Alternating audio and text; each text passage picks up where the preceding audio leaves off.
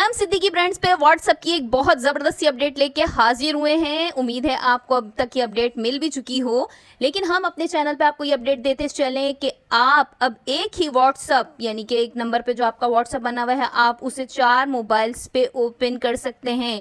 जी हाँ, बहुत ईजी है। आप अपने 4 मोबाइल्स लें, उसमें आपने व्हाट्सएप इंस्टॉल करना है। उसके बाद आपने अपने सर्चिंग बार में जाना है, जो सेटिंग आती है 3 डॉट्स की, आपने वहाँ जाके अपना QR कोड जो है जिस मोबाइल में आप अपना व्हाट्सएप ओपन करना चाहते हैं उससे सर्च करके QR कोड को आपने ओपन करना है। तो उन तीनों मोबाइल में, चारों मोबाइल्स में आपका व्हाट्सएप जो है वो ओपन हो जाएगा सिर्फ एक QR कोड के ज़रिए। अगर आपने मेन जिस व्हाट्सएप डाउनलोड किया है मेन मोबाइल में, अगर वो पावर ऑफ हो जाता है या किसी वजह से चोरी खुदा न खास्ता हो जाता है तो आपका व्हाट्सएप बंद नहीं होगा, बल्कि वो बाकी 3 मोबाइल्स में ओपन रहेगा। सिर्फ एक QR कोड के ज़रिए आप 4 जगह उस व्हाट्सएप को जो है वो यूज़ कर सकते हैं 4 मोबाइल्स में।